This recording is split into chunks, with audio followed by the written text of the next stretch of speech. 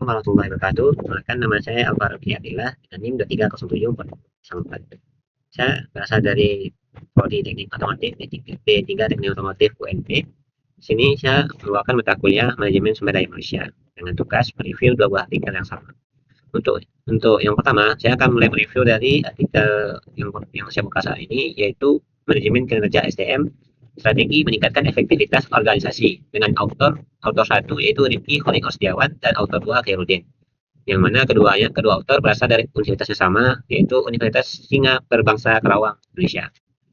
Di sini artikel ini membahas tentang SDM, efektivitas dan organisasi, yaitu kalau kita membaca abstraknya, artikel ini atau penelitian ini mengkaji hasil evaluasi kerja organisasi sebelum dan setelah implementasi strategi baru, yaitu autor memfokuskan penelitiannya tentang implementasi setelah maupun sebelum dari evaluasi kerja terhadap implementasi strategi baru, yang mana dampaknya outputnya yang diharapkan yaitu meningkatkan kualitas layanan dan efisiensi operasional organisasi. Metode penelitiannya yaitu melibatkan perbandingan data kinerja sebelum dan sesudah implementasi, serta analisis kualitatif terhadap indikator-indikator kunci. Hasil penelitian merupakan adanya perubahan signifikan dalam beberapa aspek kinerja organisasi. Peningkatan produktivitas terlihat melalui adanya indikator output per unit input. Kualitas layanan mengalami perbaikan tercermin dengan peningkatan kualitas pelanggan, penurunan tingkat keluhan, dan efisiensi operasional juga meningkat, ditandai dengan pengurangan waktu penyelesaian tugas dan penurunan biaya operasional. Dari abstraknya sendiri dapat kita tarik kesimpulan tentang garis besar yang dibahas di artikel yang pertama ini, di mana artikel ini menggunakan metode penelitian pendekatan kualitatif untuk mendalami strategi dan praktik terbaik dalam manajemen kinerja sumber daya manusia atau SDM. Autor sendiri memilih pendekatan kualitatif dikarenakan memungkinkan autor untuk mendapatkan pemahaman yang lebih mendalam tentang bagaimana praktik-praktik manajemen kinerja diimplementasikan dalam konteks nyata organisasi, serta dampaknya terhadap berbagai aspek keberhasilan organisasi. Autor sendiri menggunakan pendekatan studi kasus oleh Sugiono pada 2013.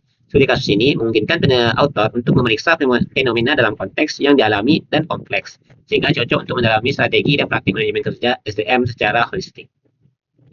Lalu, untuk objektif penelitian sendiri, atau autor memusatkan penelitiannya pada implementasi strategi baru dan juga evaluasi dari strategi ini baik sebelum diimplementasikan maupun sesudah diimplementasikan.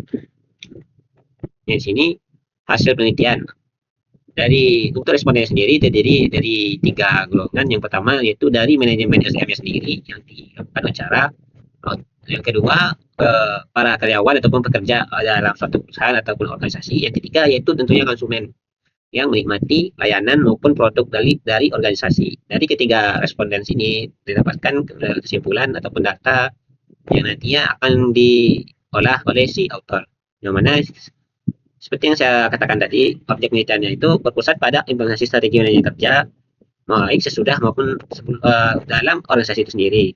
Yang kedua yaitu tentang evaluasi kinerja organisasi. Evaluasi kerja ini sendiri dilakukan sebelum maupun dan sesudah implementasi strategi manajemen tadi diterapkan di organisasi tersebut. Sehingga dengan dilakukannya evaluasi kerja, seorang pemilik perusahaan atau CEO-nya dapat mengetahui kelebihan dan kelemahan dari strategi baru yang ia terapkan. Sehingga untuk kesimpulan dari penelitian ini yaitu peneliti autor dapat kesimpulan yaitu bahwasanya implementasi strategi dan manajemen kinerja yang terstruktur dan terukur memiliki dampak yang sangat signifikan terhadap peningkatan efektivitas organisasi. Dengan penerapan sistem penilaian kerja objektif serta metode pengukuran jelas, juga proses umpan balik yang berkesinambungan, organisasi dapat mencapai peningkatan dalam produktivitas, kualitas layanan, serta kepuasan karyawan maupun konsumen. Faktor-faktor pendukung keberhasilan sendiri yaitu implementasi strategi ini mencakup penuh dari manajemen puncak, juga budaya organisasi yang terbuka terhadap perubahan, serta keterlibatan aktif dari karyawan dalam proses pengembangan dan evaluasi kinerjanya. Namun, autor sendiri juga mengidentifikasi beberapa hambatan seperti resistensi terhadap perubahan, kurangnya komunikasi yang efektif, dan keterbatasan sumber daya, yang mana dapat menghambat penerapan serta strategi secara optimal. Dari analisis autor menunjukkan bahwa strategi manajemen kinerja berkontribusi positif terhadap pencapaian tujuan organisasi dengan indikasi peningkatan signifikan dalam berbagai indikator kinerja utama. Meski demikian, autor sendiri terdapat variasi tingkat keberhasilan antar departemen yang menunjukkan perlunya evaluasi berkelanjutan dan penyelesaian strategi agar dapat diterima dan diimplementasikan secara merata di seluruh bagian dalam organisasi ataupun perusahaan. Nah, itu dari penelitian tadi, autor menemukan celah ataupun kelemahan dari uh, objektif ini, serta autor sendiri juga memberikan saran di mana dari kelemahan-kelemahan tadi yang telah kita sampaikan, celahnya, autor memberikan saran yaitu yang pertama peningkatan komunikasi internal. Hal ini tentu berhubungan erat dengan cara penyampaian strategi tadi dari atasan ke karyawan atau bawahan. Yang kedua, pelatihan dan pengembangan karyawan. Hal ini juga dibutuhkan untuk meningkatkan kualitas dan kemampuan SDM dari karyawan itu sendiri sehingga menghasilkan output yang lebih baik dari sebelumnya. Dan yang ketiga yaitu ada dukungan dari manajemen puncak. Di sini jika manajemen puncak, sini jika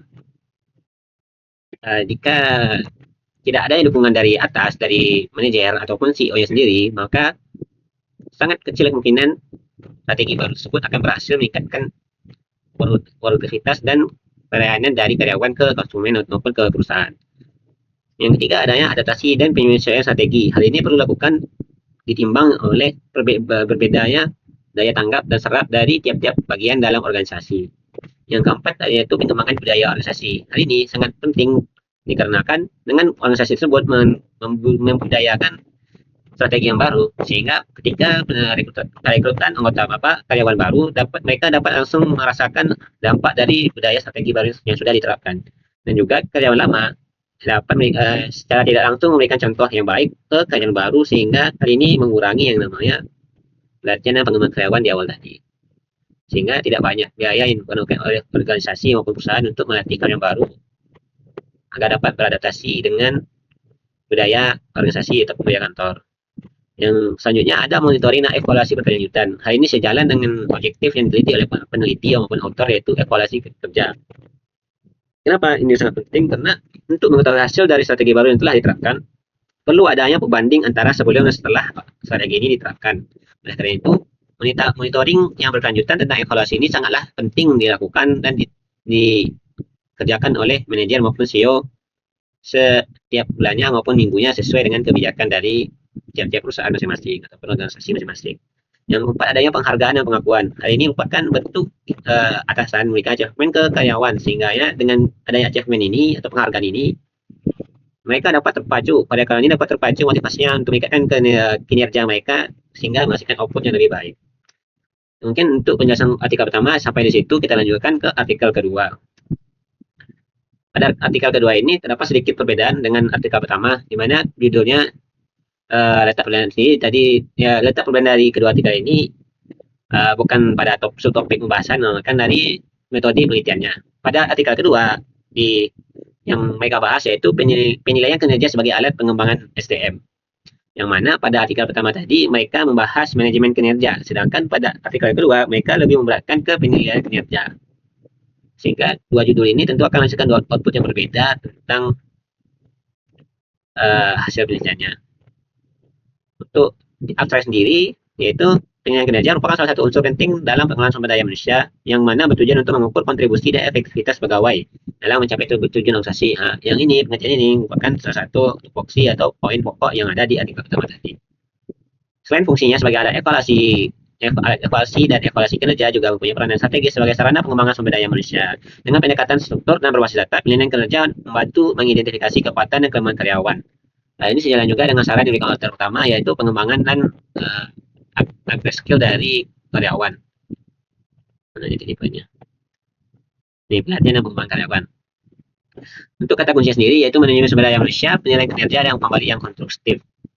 Pendahuluannya kita skip. Untuk metode penelitiannya yaitu menggunakan literatur review, yang mana literatur review ini yaitu berisi uraian tentang teori, temuan dan bahan penelitian lain yang diperoleh dari bahan acuan untuk dijadikan landasan kegiatan penelitian. Literatur review sendiri berisi ulasan, rangkuman dan pemikiran penulis tentang beberapa sumber pustaka, dapat berupa artikel, buku, slide, dan informasi dari internet serta lain-lainnya tentang topik yang dibahas dan biasanya ditempatkan di bab awal. Jadi pada setelah artikel kedua ini yang ditulis oleh Marita Nafi sebagai autor utama dan 4 autor lainnya, mereka menggunakan metode penelitian literatur review yang mana mereka di sini telah mengumpulkan 15 penelitian sebagai bahan analisis judul tadi penilaian kinerja sebagai alat pengembangan SDM, sehingga para autor tidak lagi melakukan penelitian langsung atau terjun langsung ke lapangan untuk meneliti bagaimana penilaian kerja ini berpengaruh terhadap kinerja karyawan tadi. Mereka cukup memanfaatkan artikel-artikel yang sudah atau penelitian sudah ada dengan kriteria yang digunakan, yaitu data yang selain menggunakan bahasa dari ilmiah yang terpublikasi tahun 2020 sampai 2023. Data yang dipakai adalah terbitan dari Google Scholar, Analysis, dan untuk tahap analisis meliputi mengkalibrasi data yang terus sesuai dengan yang dibahas, menganalisis berdasarkan data kunci dari tenaga sesuai yang dibahas, memeriksa konsep dan isi literatur berdasarkan daftar pertanyaan penelitian, di mana para peneliti ataupun autor telah menyiapkan sejumlah pertanyaan dan mereka juga mencari sejumlah artikel dari dua objek ini. Mereka saling mencocokkan antara artikel dan pertanyaan yang dipertanyakan dari topik subtopik yang sedang dibahas, yaitu penilaian kinerja dari karyawan sendiri. Sehingga jika penelitian yang mereka dapatkan tidak ada sangkut pautnya dengan pertanyaan yang telah dibuat, maka penelitian ini tidak bisa mereka gunakan. Yaitu di sini dapat kita lihat ada 15 penelitian yang mana paling rendahnya yaitu terbit pada tahun 2014 dan sumber terbarunya yaitu pada tahun 2020. Yaitu rubrik penilaian kinerja pada pembelajaran sistem berbasis pendampingan porsi yang ditulis oleh Iftaliani, Nur Haifa, autor 1, Gulaman Hamdu, autor 2, dan Yusuf Suryana, autor 3.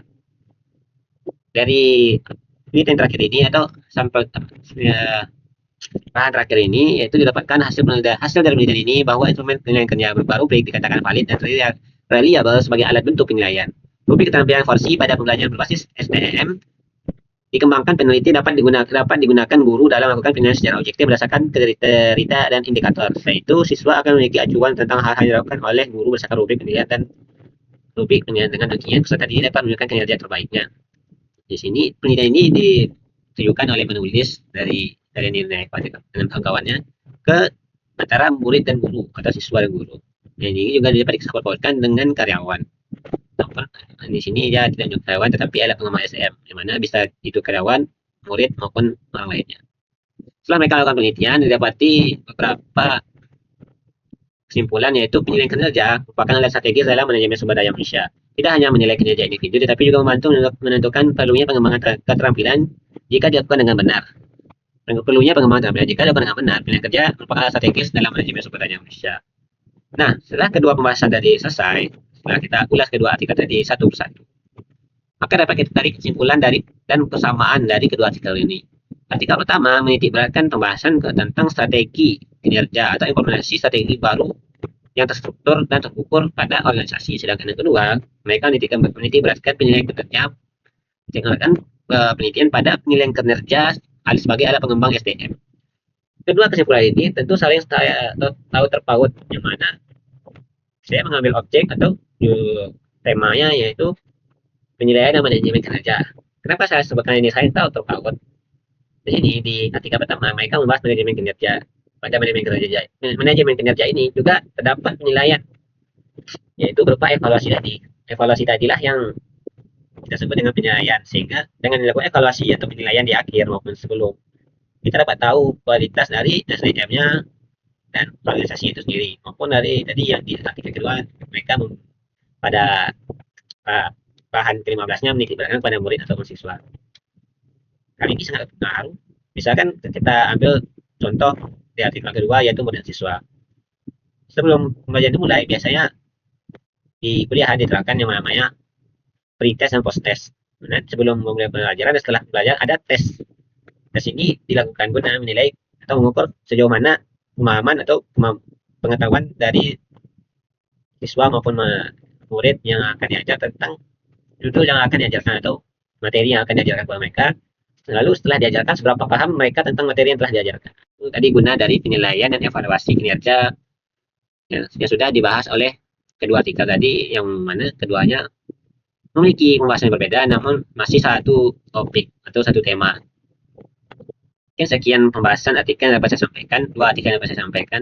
Jika ada kekurangan ataupun kesalahan dari pembahasan ataupun ketidakpuasan dari kawan-kawan sekalian ataupun maupun audien, bisa dibantu di kolom komentar sebagai bentuk kritikan membangun, sehingga depannya saya pribadi dapat berkembang lebih baik dengan review review artikel lainnya, sehingga hal ini sendiri berdampak positif pada saya di pengembangan diri. Mungkin sekian yang dapat saya sampaikan.